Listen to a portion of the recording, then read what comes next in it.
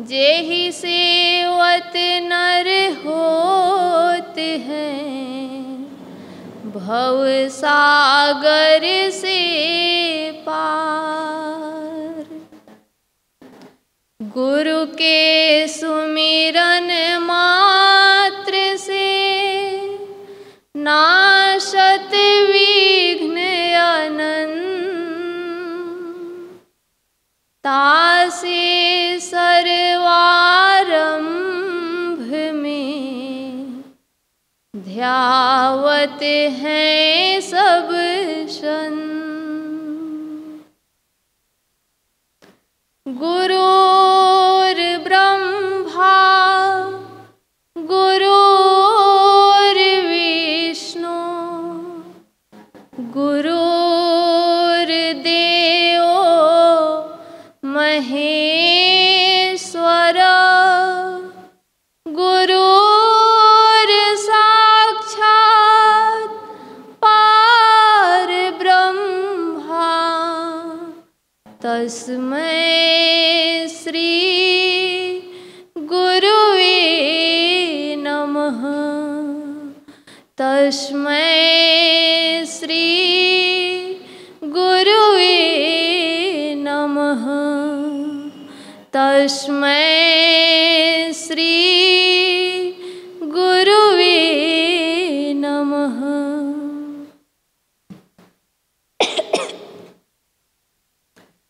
सर्वप्रथम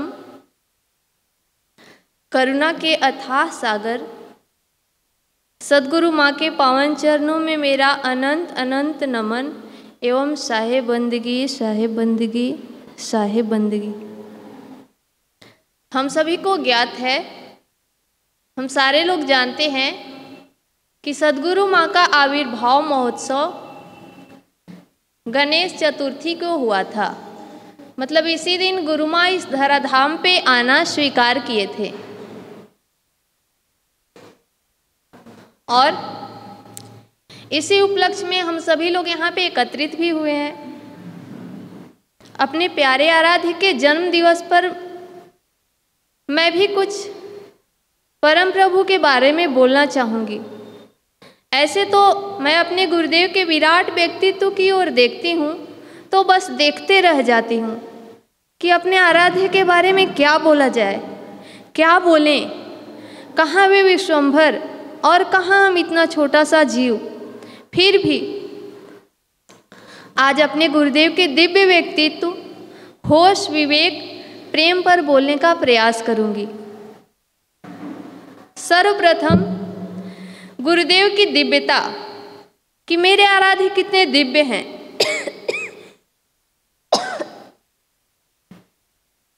वैसे भी गुरु माँ एक बार अपना उपदेश के क्रम में बोले थे कि देखो, जो भगवान को अगर किसी व्यक्ति का प्रारब्ध में कुछ नहीं है और भगवान से बहुत याचना विनती प्रार्थना कर रहा है कि प्रभु हमें ये चाहिए, हमें ये चाहिए, हमें ये चाहिए, तो भगवान उसकी विनती को, उसकी प्रार्थना को सुनने में 2 जन्म भी लगा सकते हैं।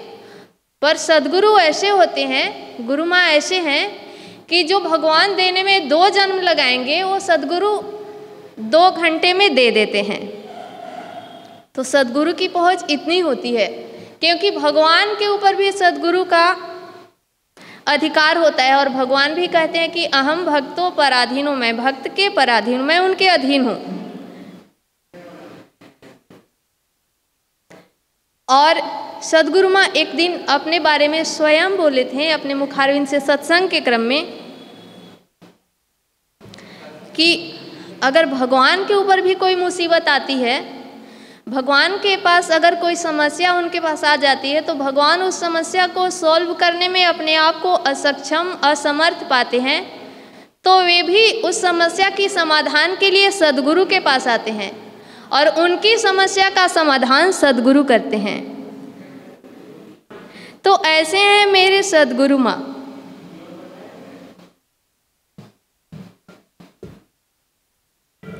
मेरे सद्गुरु माँ,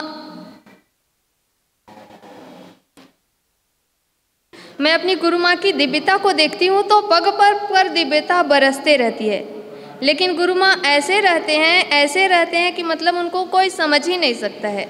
जानबूझ जड़ होए रहे, पला न पकड़े कोई, इस वाली स्थिति में रहते हैं। गुरु माँ सृष्टि के कण कण में सर्वव्याप्त हैं, उनको पहचानना आसान नहीं है। आजकल के संत लोग जैसा गुरु माँ नहीं है। आजकल के बहुतायत संत लोग को सम्मान, इज्जत, प्रतिष्ठा की भूख बहुत होती है कि लोग उन्हें पूजे, उनका सम्मान करे, पर सदगुरु माँ इन सारी चीज़ों से अनभिज्ञ रहते हैं।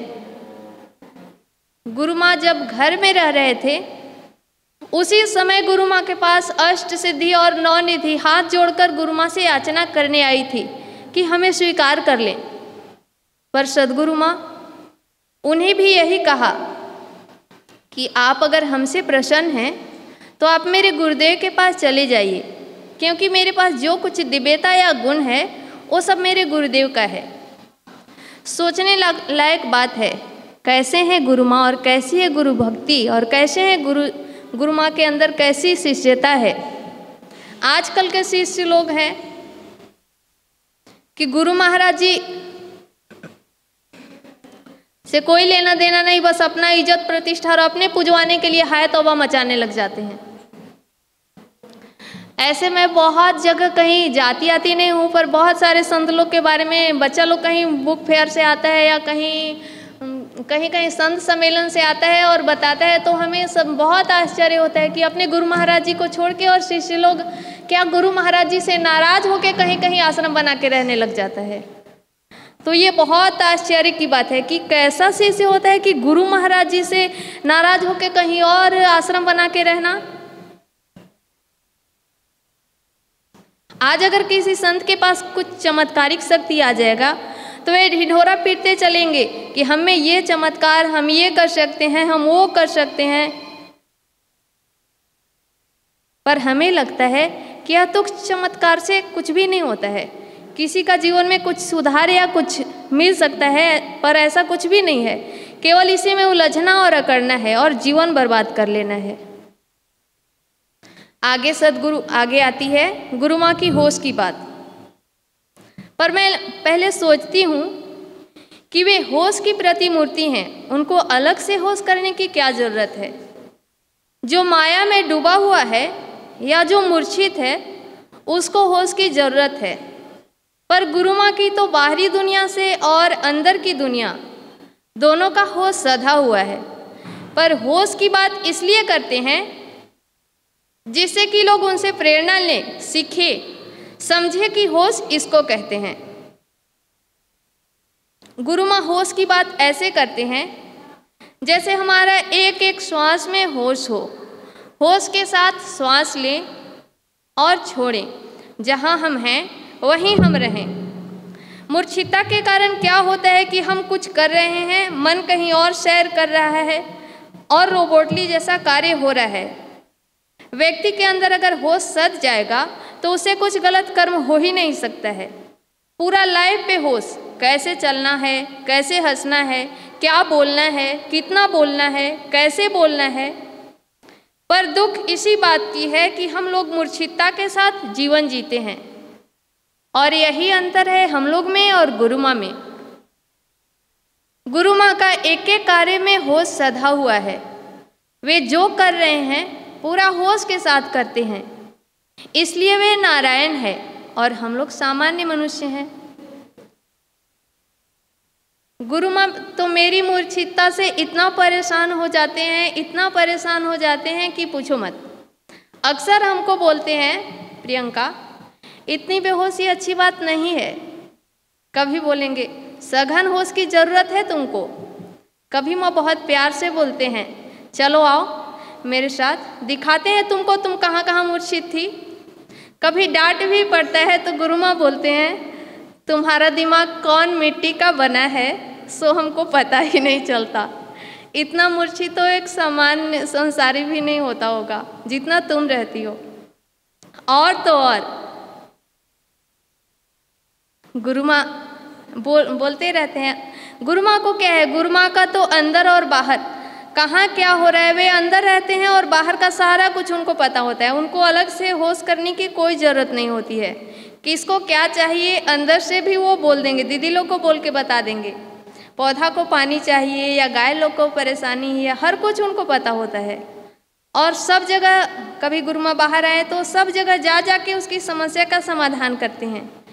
ये सब देखते हुए, सब करते हुए माँ का होश सदा रहता है और हम समझते नहीं हैं कि हमारा होश नहीं सधता है।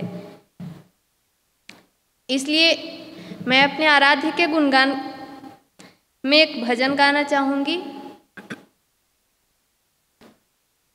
कि आप हैं मेरे प्राण गुरु माँ, आप ही मेरे राम हैं। आप हैं मेरे प्राण गुरु माँ, आप ही मेरे राम हैं।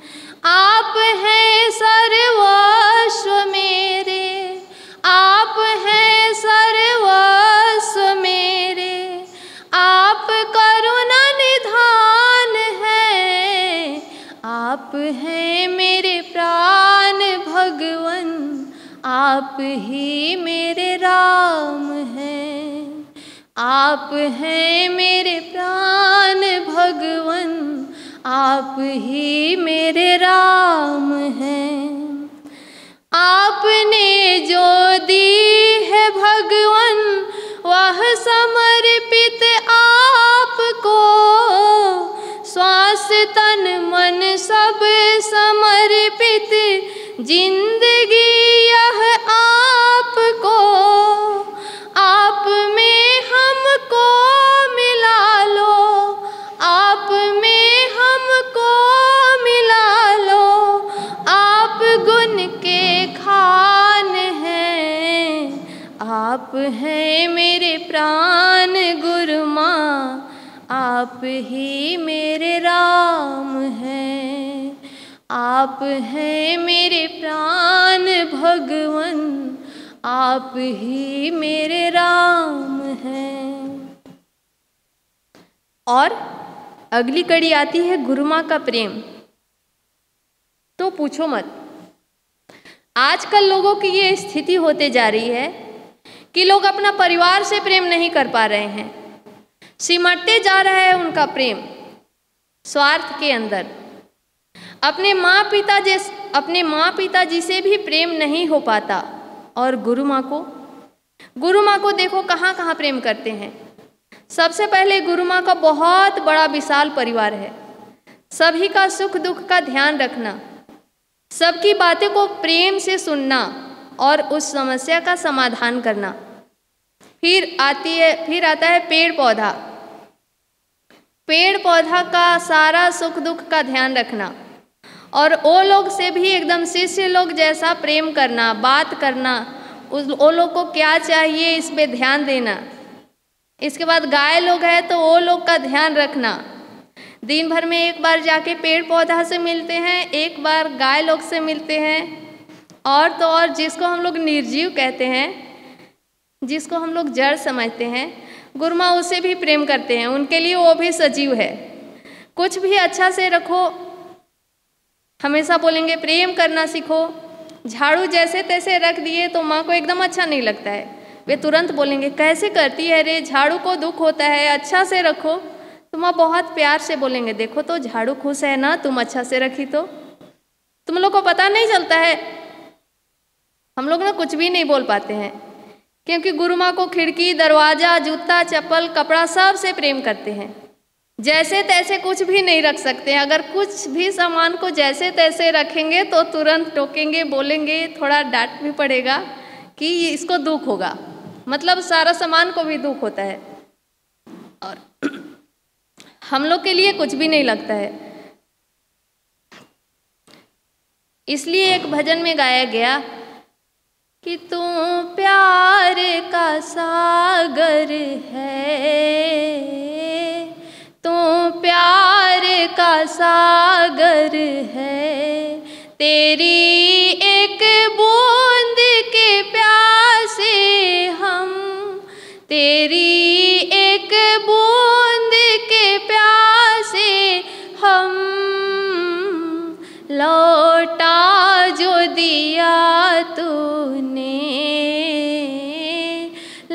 लौटा जो दिया तूने, जहाँ से चले जाएंगे हम,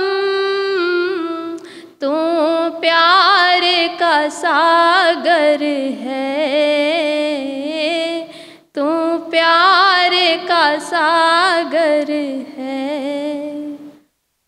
और मैं गुरु माँ के बारे में क्या बोलूँ, मेरे प्रभु तो विराट हैं, और विराट प्रभु के बारे में बोलने के लिए, उनका कुछ गुण को रखने के लिए उनकी उतनी विराटता चाहिए, और हम लोग की ये क्वालिटी नहीं है।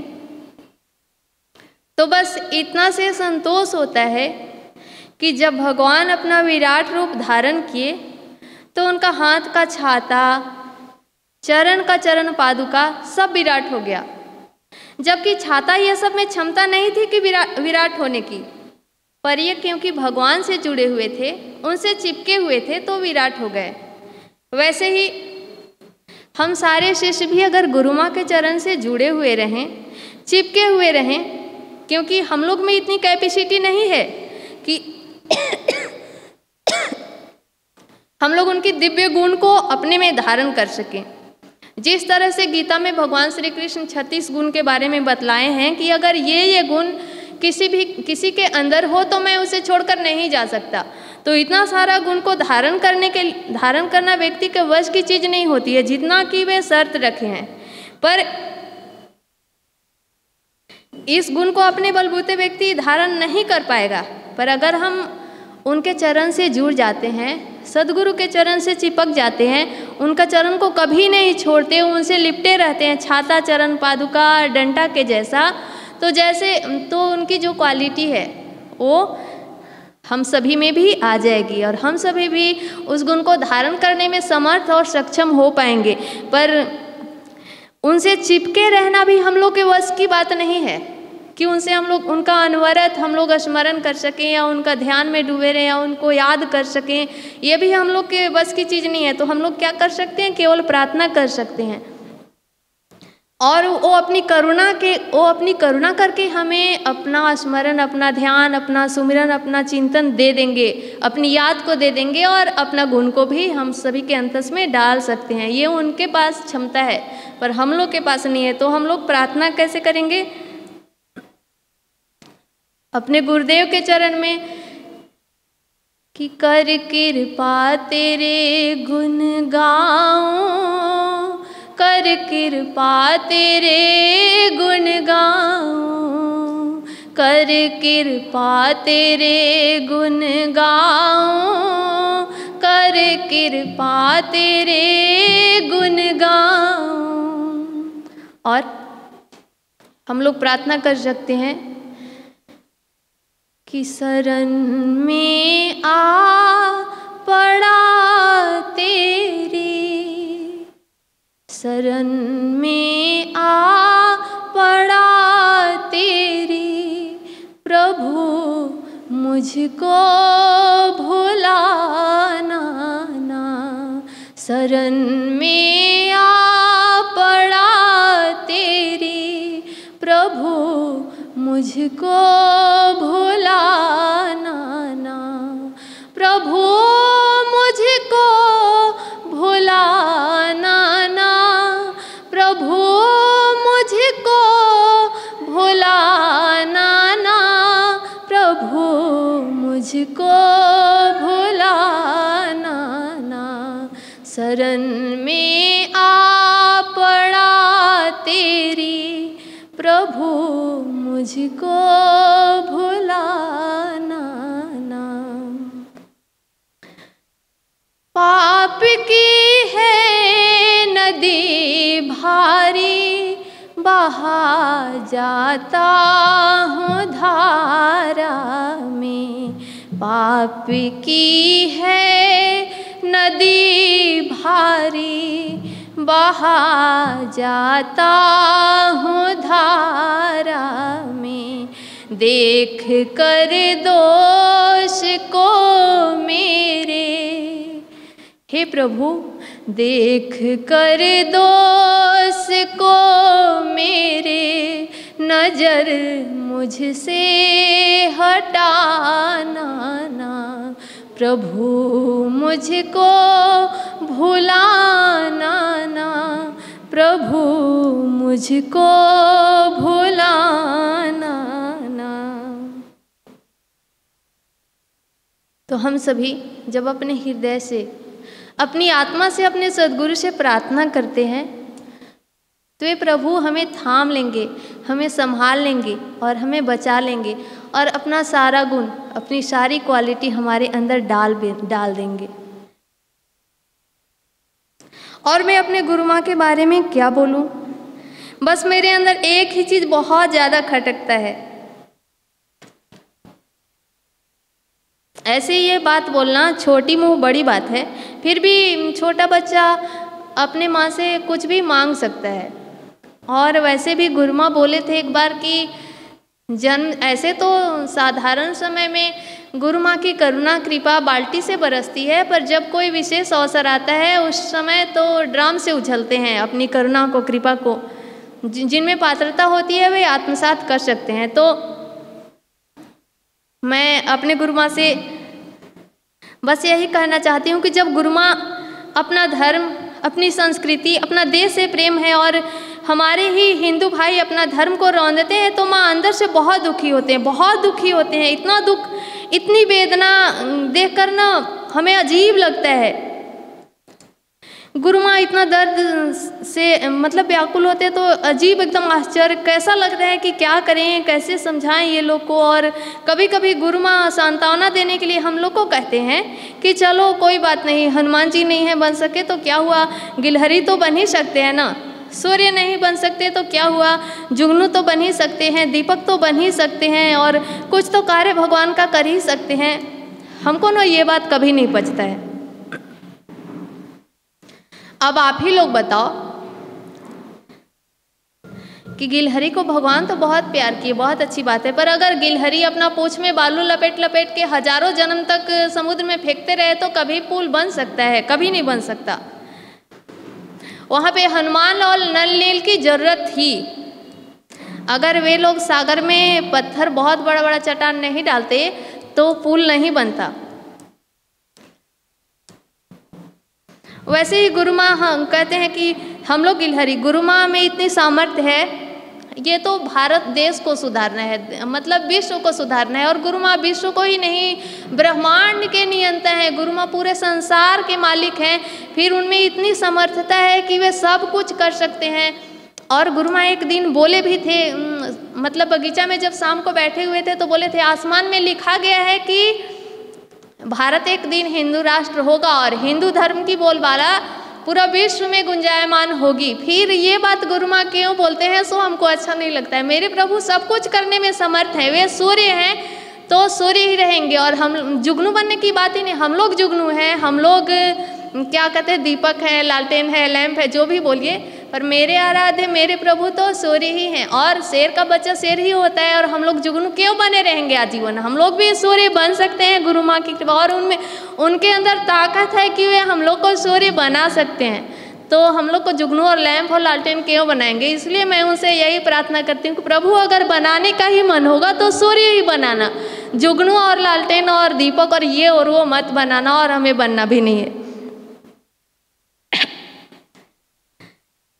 और मैं अपने सद्गुरु से गुरु माँ के जन्मदिन पर बस यही प्रार्थना करना चाहूँगी कि हे मेरे प्यारे आराध्य, हे मेरे प्यारे प्रभु, हे मेरे सर्वस्व, हे मेरे करुणा के सागर, हे मेरे परम प्यारे प्रभु, बस मैं आपसे यही प्रार्थना करती हूँ, यही प्रार्थना करना चाहूँगी कि यह जीवन का रोम रोम, हर श्वास, आत्मा, तन, मन, धन सब कुछ आपके चरण में समर्पित हो।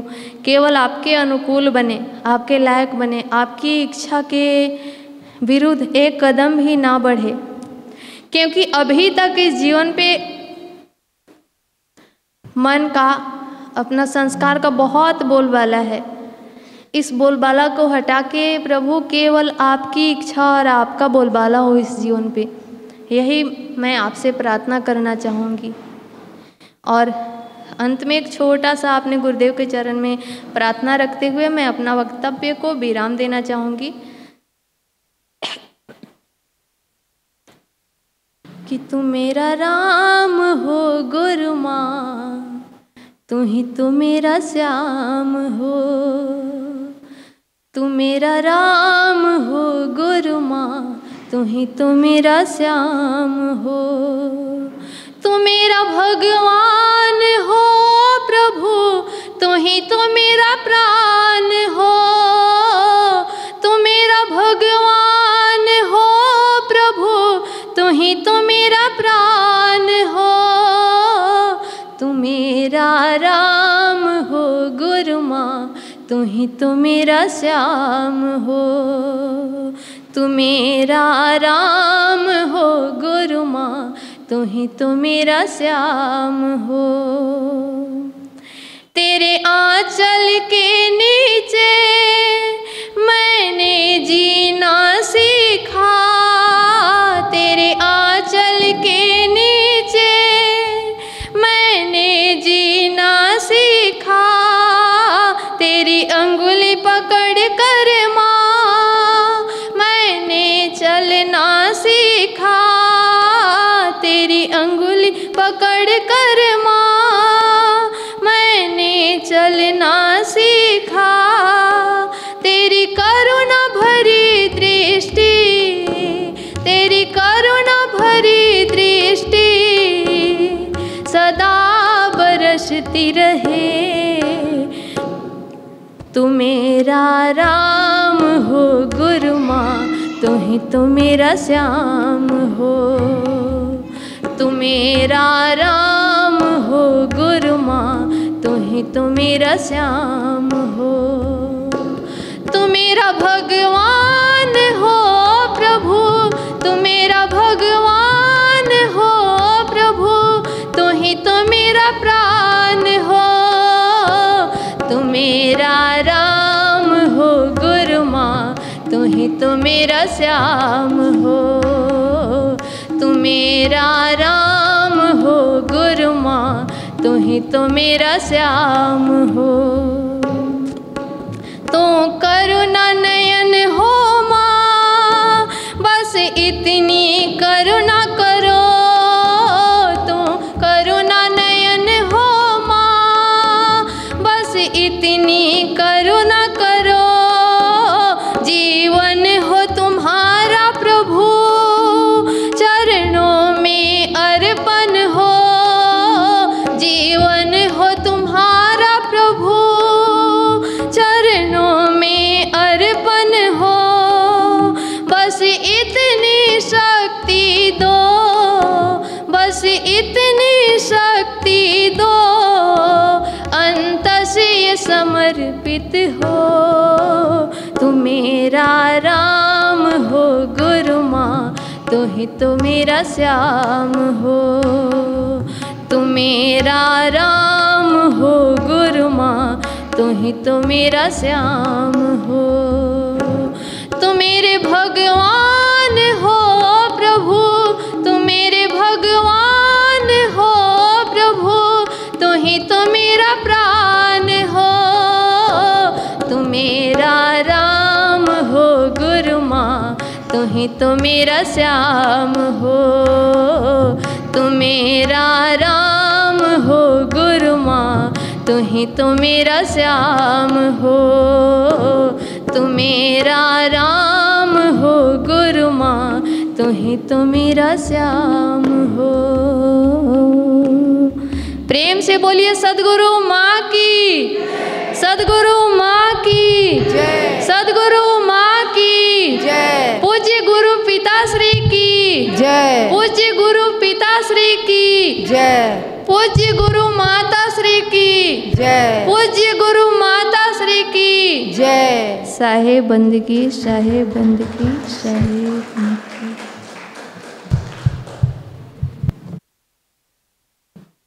गुरुर्ब्रह्मा गुरुर्विष्णु गुरुर्देवो महेश्वर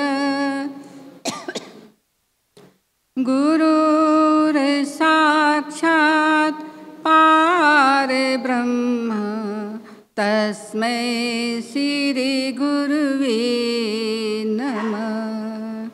गुरु के सुमिरन मात्र से नासत विघ्न अनंत, तासे सर्वारंभ में ध्यावत है सब संत।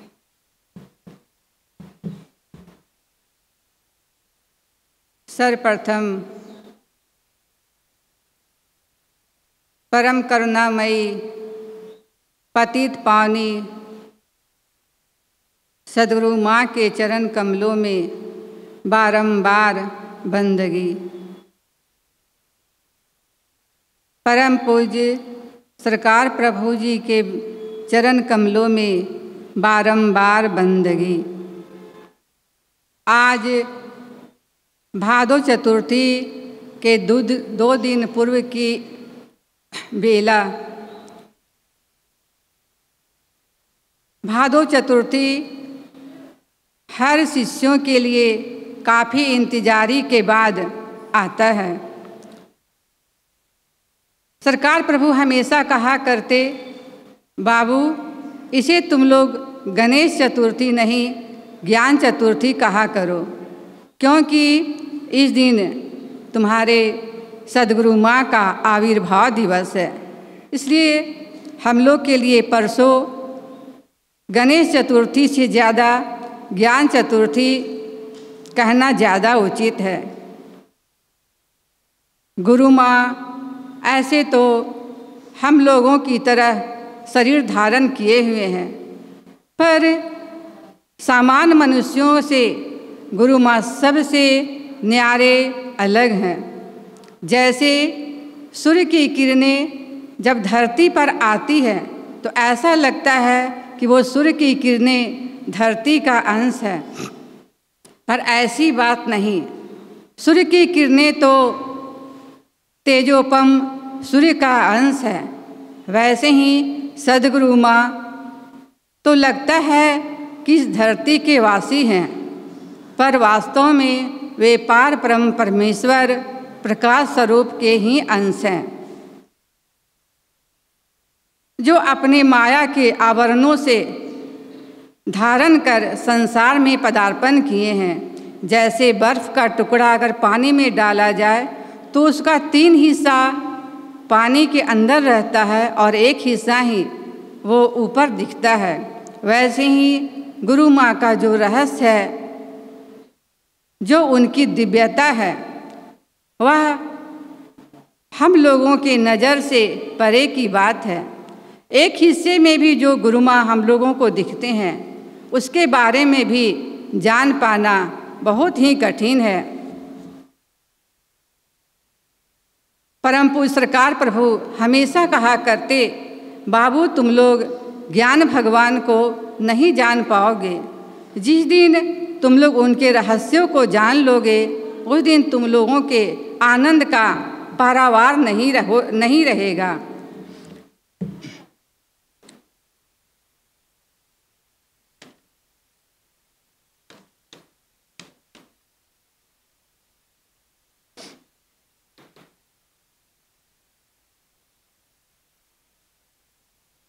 गुरु माँ का संसार के सुख भोगों से उपरत होकर संसार में जीवन संन्यास में जीवन जीना चाहते थे।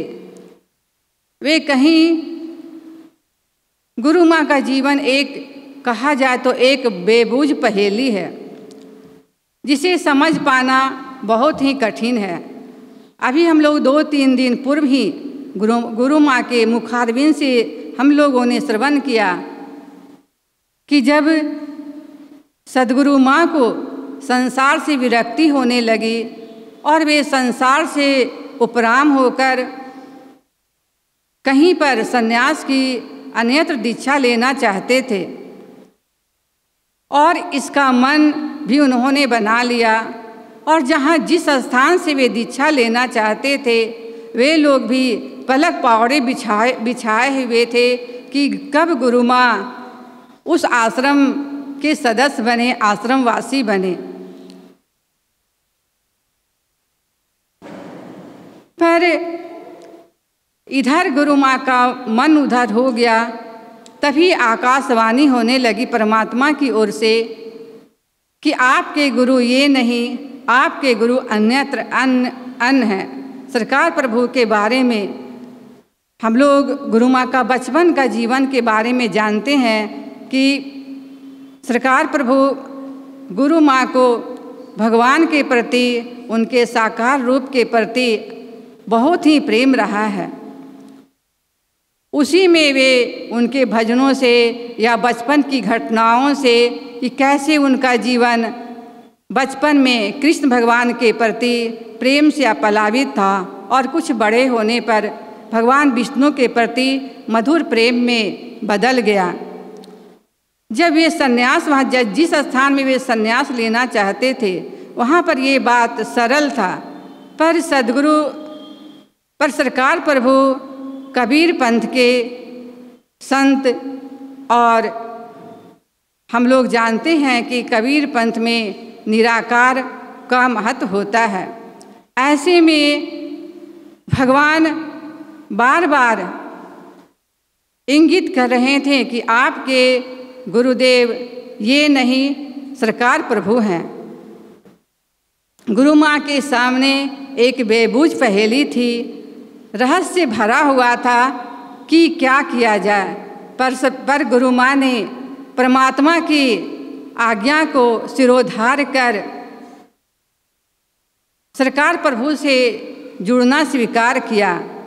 पर यह भी एक बेबूझ पहेली है कि सरकार प्रभु से गुरु माँ जब संन्यास की दीक्षा लेना चाहे तो सरकार प्रभु ने इसे एकदम अस्वीकार कर दिया, और जहाँ पर भगवान की आज्ञा नहीं थी वहाँ पर वे लोग संन्यास की दीक्षा देने के लिए तत्पर थे।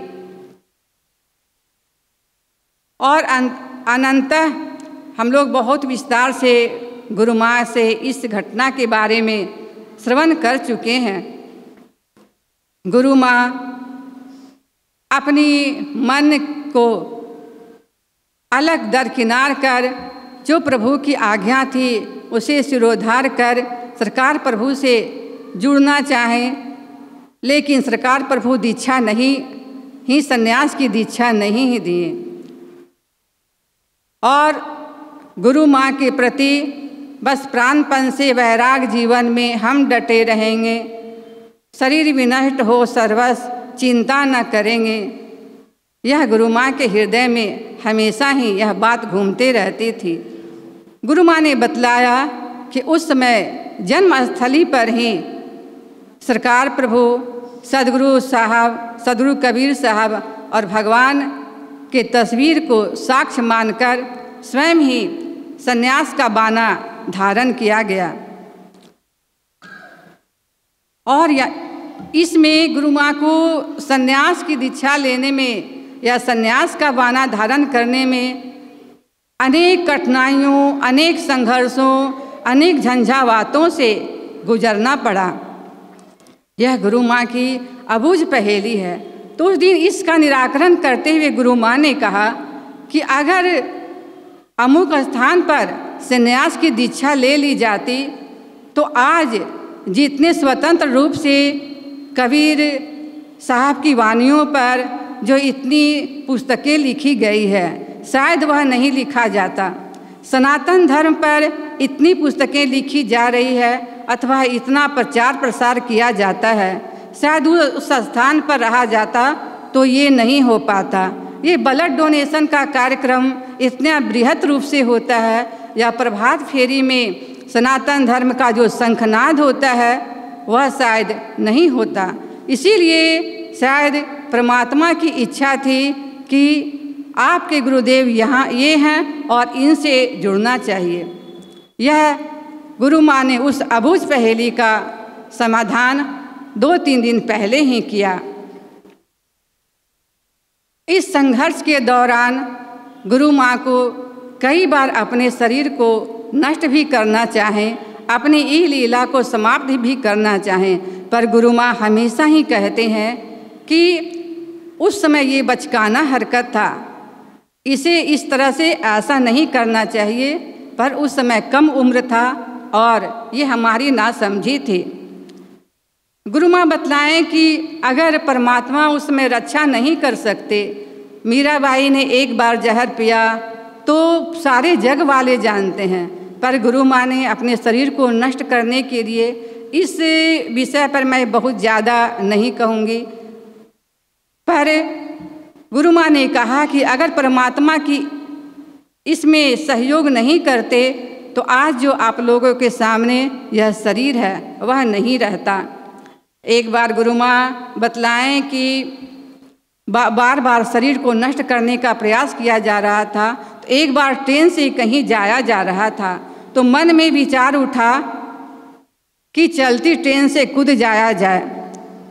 तो गुरु माँ ने कहा कि जिस परम सत्ता ने यह बतलाया कि आपके गुरुदेव ये हैं, आकाशवाणी हुई थी, उसी सत्ता ने पुनः कहा कि ये भी करके देख लीजिए, पर होने वाला कुछ नहीं है, बस हाथ पैर ही टूटेगा।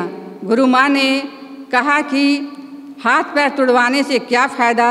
इन घटनाओं से लगता है कि गुरु माँ का जीवन कोई सामान्य जीवन नहीं बल्कि एक अबूझ पहेली है। गुरु माँ के जीवन की अबूझ पहेली समझ से परे की बात है। गुरु माँ के द्वारा पुस्तकों का लेखन कार्य चल रहा था। आज श्री कबीर ज्ञान मंदिर का उत्तरोत्तर विकास भी होता जा रहा था। जहाँ सर्वप्रथम जहाँ भी पुस्तकालय है वहाँ पर दो कमरों का निर्माण भी गुरु माँ के अथक परिश्रम, अथक संघर्ष से हुआ।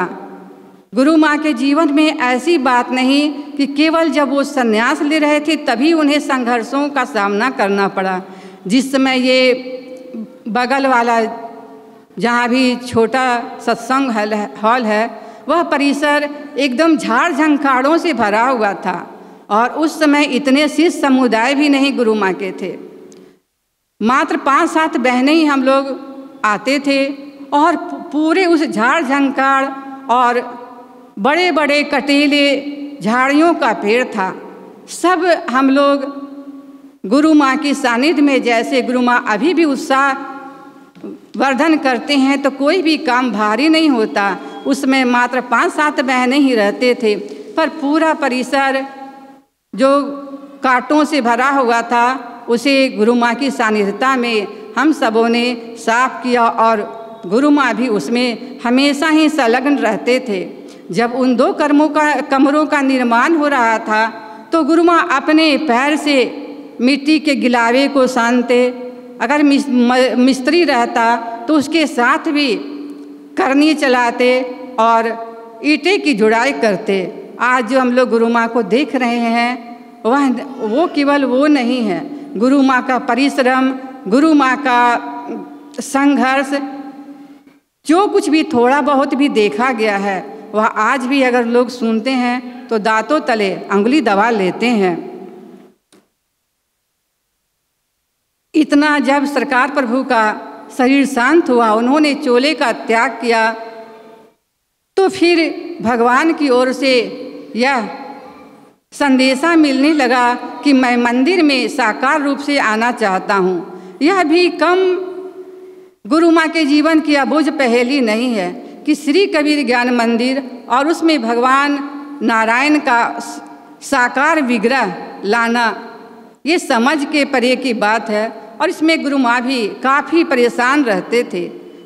अंततः वे हार कर कबीर चौरा के महंत के पास उन्होंने फ़ोन किया तो उन्होंने कहा कि आप जो भी करेंगे आप अच्छा ही करेंगे, इससे समाज का हित ही होगा, कल्याण होगा। आप कोई भी ऐसा कदम नहीं करेंगे। आप जो भी सोच रहे हैं, जो भी अगर भगवान को लाना चाहते हैं तो आप ले आइए, यह आप अच्छा ही करेंगे। और फिर गुरु गोविंद धाम का निर्माण हुआ और उसमें कबीर चौरा के जिन्होंने आज्ञा दी थी उन्होंने ही मंदिर की विग्रह की प्राण प्रतिष्ठा की।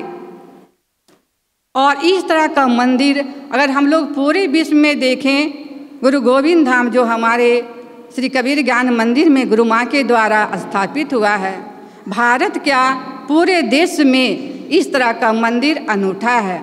बहुत जगह मंदिरों में हम लोग जाते हैं तो हम लोग विग्रह को देखते हैं। बहुत सारे लोग भी जाते हैं जो तीर्थों में गए होंगे, पर यहाँ पर जो भगवान का विग्रह है, सद्गुरु साहब का विग्रह है, उस वैसा विग्रह अन्यत्र कहीं भी देखने को नहीं मिलेगा। क्योंकि गुरु माँ के प्रेम के कारण, गुरु माँ की भक्ति के कारण गुरु माँ ने भगवान को नहीं बुलाया, बल्कि जैसे यशोदा के प्रेम के कारण कृष्ण भगवान स्वयं ही वृंदावन गए थे, वैसे ही भगवान भी गुरु माँ के प्रेम और भक्ति के कारण स्वयं ही हठ से गुरु गोविंद धाम में विराजित हुए हैं। यह गुरु माँ की अपने परमात्मा के प्रति, भगवान नारायण के प्रति भक्ति का परिचायक है।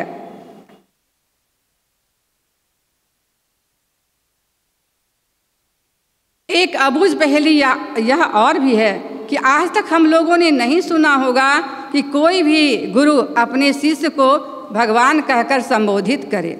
यह भी एक अनहोनी ही घटना है और हम लोग इसके साक्ष्य हैं कि सरकार प्रभु हमेशा ही, भले ही वो परीक्षा के समय में गुरु माँ की कठोर परीक्षा लिए, बहुत तरह से डांटे फटकारे भी, पर सरकार प्रभु गुरु माँ को बहुत मानते थे और बहुत ही सम्मान देते थे। हमेशा ही गुरु माँ के नाम के बाद भगवान शब्द का संबोधित करते थे और कहते थे कि ज्ञान भगवान जन्म जन्म के योगी हैं और तपस्वी हैं, बाबू तुम लोग इनकी खूब भक्ति करो। ये फक्कड़ हैं, विरक्त हैं और हिमालय की गुफाओं में ध्यान लगाने वाले योगी हैं। गुरु माँ का कर्तृत्व भी एक अबूझ पहेली है कि गुरु माँ ये कार्य क्यों कर रहे हैं। जब गीता लेखन की बात पर हम लोग सोचें या जब गीता पर उपदेश हो रहा था तो अभी हम लोगों ने कल या आज सुना कि ऐसा लगता था कि भगवान, हम लोग अर्जुन हैं और गुरु माँ भगवान श्री कृष्ण हैं और हम लोगों को गीता पर उपदेश कर रहे हैं। पहले कुछ वर्ष पूर्व हिंदू लोग गीता को पवित्र ग्रंथ मानते थे और अपने घर में रखना उचित समझते थे, पर उसके पठन पाठन से लोगों को उतनी दिलचस्पी नहीं थी।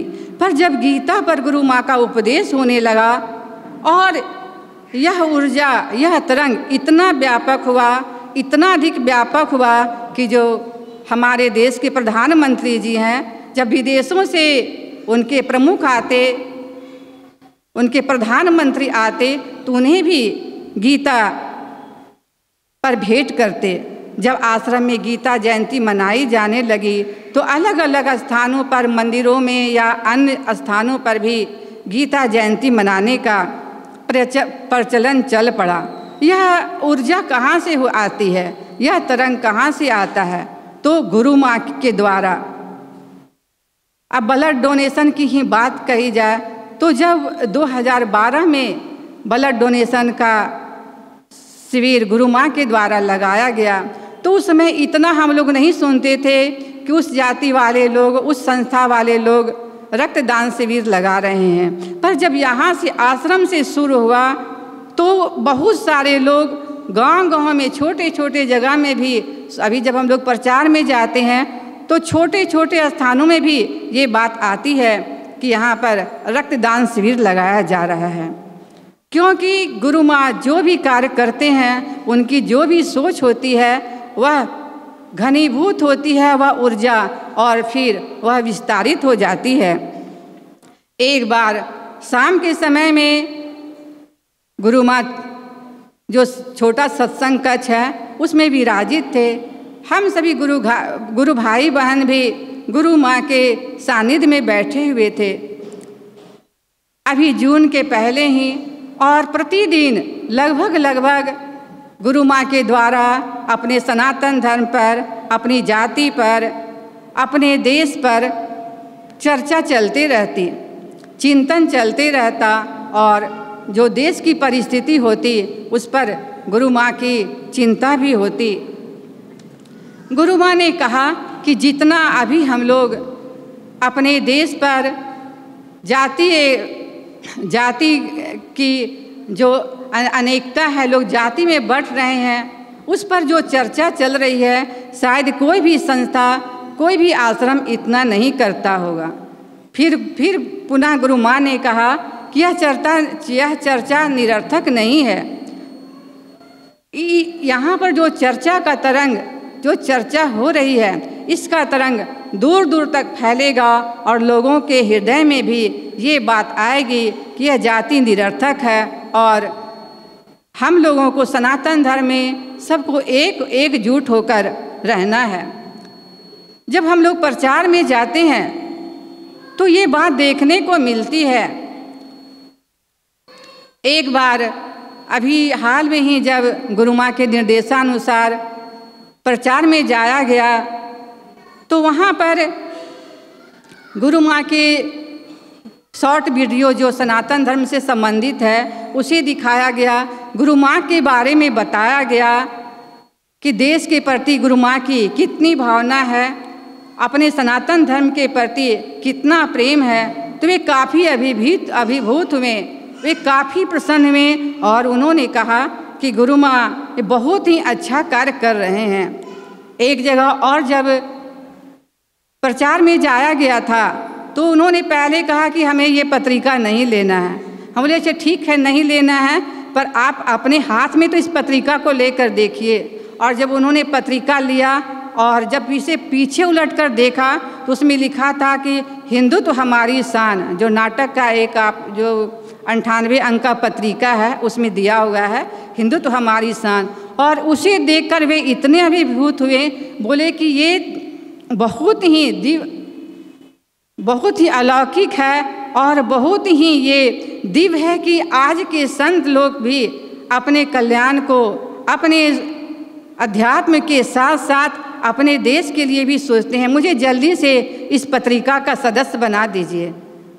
एक जगह और जब प्रचार में जाया गया तो उस भाई ने कहा क्योंकि गुरु माँ का जो विचार है, गुरु माँ का जो तरंग है वह फैल रहा है।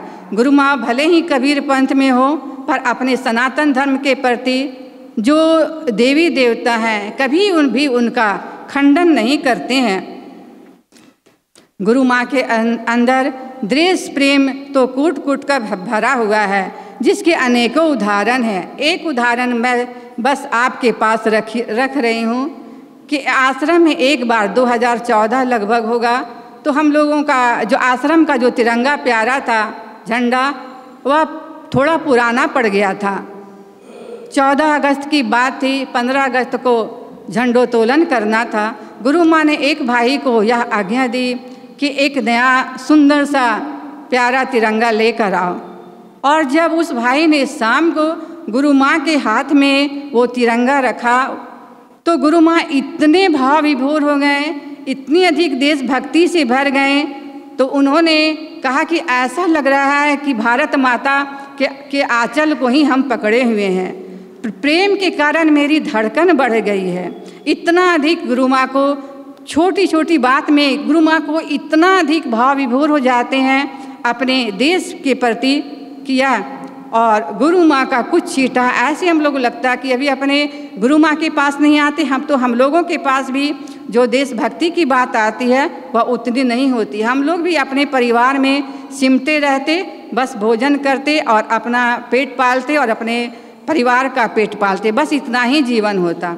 लेकिन आज गुरु माँ की सानिध्यता में, जो भी गुरु माँ की सानिध्यता में है या जो भी उनके उपदेश को सुन रहे हैं, चाहे यूट्यूब के माध्यम से या साहेबबंदी के रूप से, सबके अंदर गुरु माँ का तरंग फैला हुआ है और सबके अंदर देशभक्ति की बात आ रही है। और केवल यह हम लोगों तक नहीं, आज जब प्रचार में निकलते हैं तो 5 साल पहले या 10 साल पहले जो सब केवल अपने सामान्य जीवन जीते थे, आज हर एक नवयुवक में, हर एक व्यक्ति में अपने देश के प्रति प्रेम देखा जाता है। जाति में जो बट रहे हैं वह देखा जाता है। उसके प्रति लोगों की चिंता कितनी हो रही है, अथवा देश में आने वाली जो समस्याएं हैं, हर व्यक्ति के हृदय में यह कम या वेश देखा जाता है। जब गुरु माँ सदगुरु कबीर साहब की वाणी पर अपने उपदेशों को लिखना शुरू किए, अध्यात्म के गुण से गुण बातों को बताना शुरू किए। पहले भी हम लोग प्रचार में जाते थे तो लोग कबीर साहब को एक कहते थे कि वो तो मूर्ति पूजा का खंडन करते हैं, और दूसरी बात वो कहते थे कि वे जुलाहे कुल में पालित हुए हैं, तो लोग उतना अधिक सम्मान की दृष्टि से नहीं देखते थे। पर आज जब गुरु माँ सदगुरु कबीर साहब पर अनेकानेक पुस्तकों का लेखन कर चुके हैं, तो हम लोग देखते हैं कि जब दिल्ली हो तो हजारों पुस्तक वहाँ स्टॉल लगा हुआ रहता है। उसमें लोग खोजते हुए गुरु माँ की पुस्तकों को आते हैं कि कबीर साहब का स्टॉल कहाँ लगा हुआ है। तो यह इसका कारण है, गुरु माँ के द्वारा जो ऊर्जा यहाँ पर घनीभूत होती है किसी भी मामले में, वह पूरे भारत में अथवा पूरे विश्व में, आज केवल भारत की बात नहीं, पूरे विश्व में लोग कबीर साहब का ज्ञान का लोहा मानते हैं और कहते हैं कि कबीर साहब के उपदेश के बिना तो किसी का उपदेश ही पूरा नहीं होता। और लोग कबीर साहब को बहुत सम्मान की दृष्टि से देखते हैं। बहुत सारे लोग तो कहते हैं कि सदगुरु कबीर साहब अपने रहस्यों को खोलने के लिए ही सदगुरु माँ के रूप में अवतरित हुए हैं। और वास्तव में बात भी यही सच्ची है कि अभी सुबह को हम लोगों ने एक गुरु बहन से सुना कि जब वो जुलूस में जा रही थी तो कैसे गुरु माँ जब नज़दीक से उनके नज़दीक से निकल रहे थे तो उन्हें ऐसा लग रहा था कि कबीर साहब ही उनके नज़दीक से निकल रहे हैं।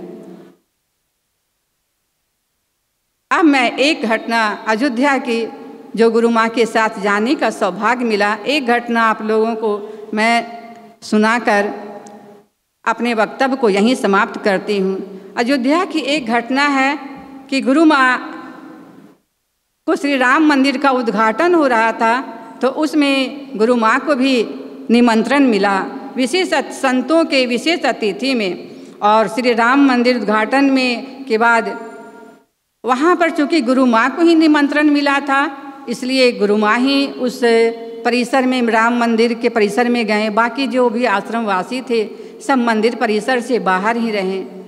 पर जैसे गुरु माँ इतने महान और दिव्य हैं कि प्रकृति भी किसी न किसी रूप से उनकी सेवा करने के लिए तत्पर रहती है, किसी का माध्यम बनाकर या किसी भी तरीके से। अनेकानेक घटनाएं, पर यहाँ राम मंदिर की बात है तो वहाँ पर एक कांस्टेबल, महिला कांस्टेबल थी, वो गुरु माँ को जहाँ पर चप्पल उतार कर रखा जाता है वो अपने साथ ले गई, क्योंकि वहाँ पर गुरु माँ के साथ आश्रमवासी कोई भी नहीं था और गुरु माँ अकेले ही जा रहे थे। उन्होंने कहा कि आप निश्चिंत रहिए, जहाँ आप बैठे हैं वहीं पर मैं आपको एकदम वहाँ आपको पहुँचा दूँगी।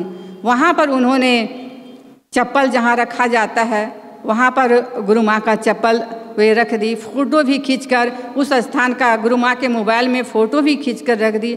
और यथास्थान बहुत ही सावधानी से गुरु माँ का जो ब्लॉक था उसमें गुरु माँ को उस महिला कांस्टेबल ने उस स्थान पर गुरु माँ को ग्रहण करवाया।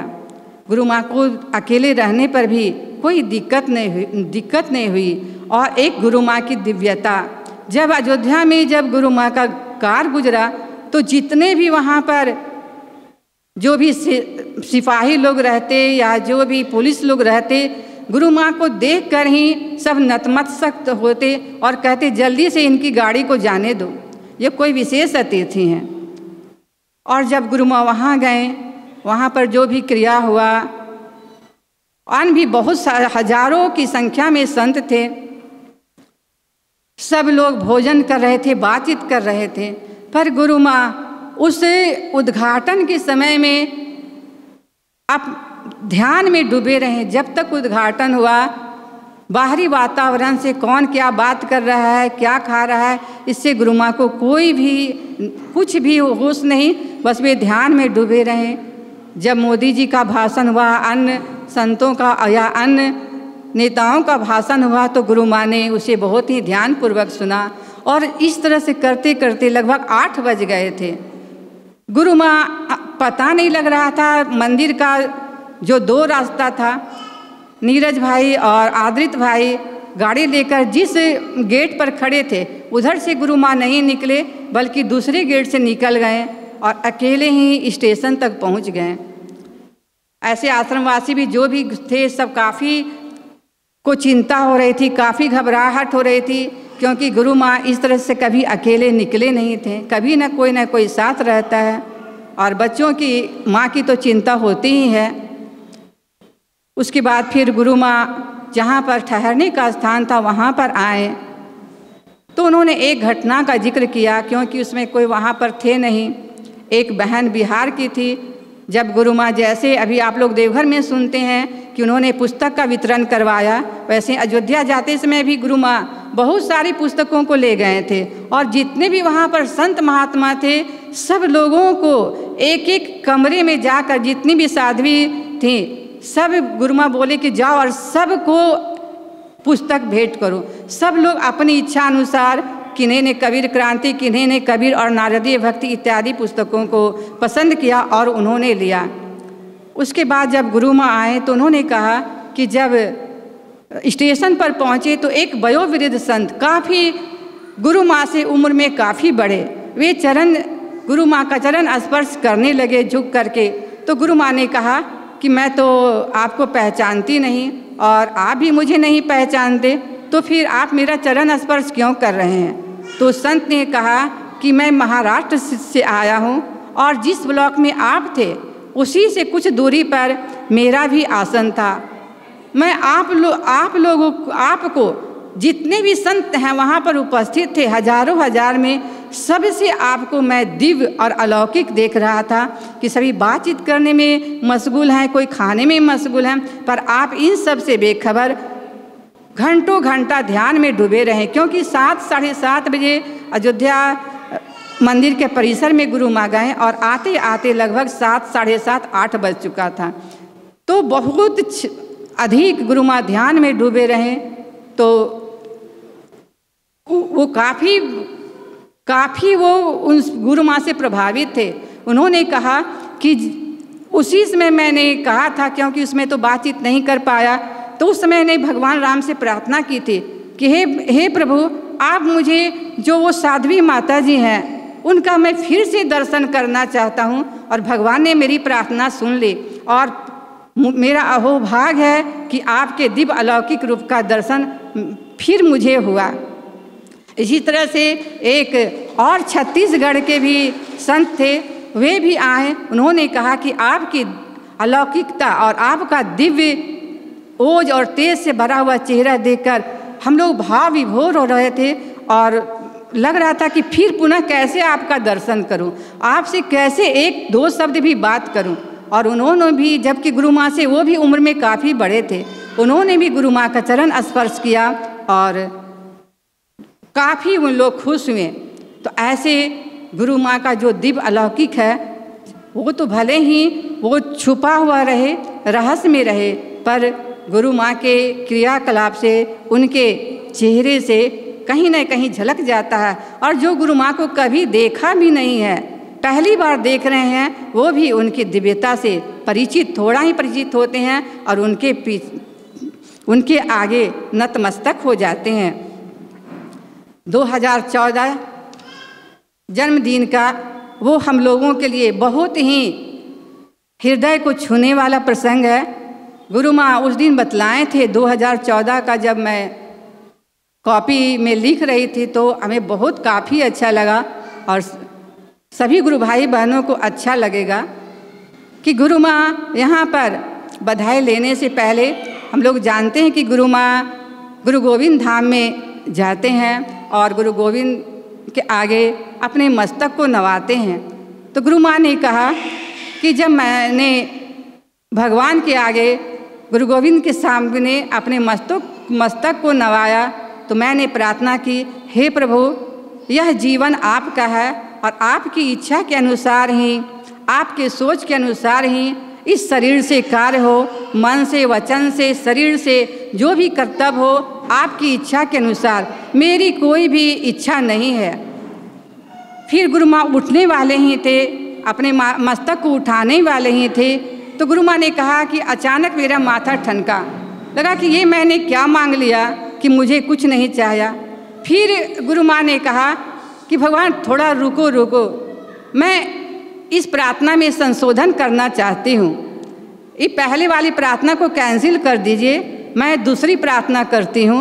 उन्होंने कहा कि जो मेरे बच्चे हैं, जो आते भी हैं या नहीं भी आते हैं, उन सब का, उनका सोच, उनका विचार, उनका ज्ञान सब अधिक से अधिक उच्चतम हो, सब के अंदर वैराग हो, सबका सोच अच्छा हो, सब में आपस में प्रेम हो और सब अधिक आध्यात्मिक उन्नति करे। साथ में गुरु माँ ने कहा कि जो हमारे विपक्षी भी हैं, जो हमारी निंदा भी करते हैं, भगवान उनकी ऐसी बुद्धि देना कि उनका वो इस तरह का कर्म न करें जिससे कि उन्हें आने वाले जीवन में दुख भोगना पड़े। सभी तो बच्चे अपने ही हैं, फिर किसी के बारे में कैसे सोचा जाएगा कि ये उनके लिए अच्छा सोचें और दूसरे के लिए बुरा सोचें। या गुरु माँ के भजन से या पद से हम लोग देखते हैं कि मित्र में भी मुस्काता रूप प्रभु का पाया, किससे कैसे करूँ दुश्मनी, योग न पा मन भरमाया। तो यह गुरु माँ के भजन में भी सुनते हैं। तो गुरु माँ अपने लिए कुछ नहीं मांगा, पर अपने बच्चों के लिए, अपने शिष्यों के लिए, अपने जीवों के लिए, संसार के समस्त जीवों के लिए सर्वे भवन्तु सुखिना की भावना गुरु माँ के हृदय में अपलावित रहती है। और वे अपने लिए कुछ नहीं, बल वे हम लोगों के कल्याण के लिए ही इस संसार में आए हैं। इतना कहने के साथ मैं अपनी भावना को, अपने वक्तव्य को यहीं शेष करती हूँ। प्रेम से बोलिए सद्गुरु माँ की जय। प्रेम से बोलिए सद्गुरु माँ की जय। प्रेम से बोलिए सद्गुरु माँ की जय।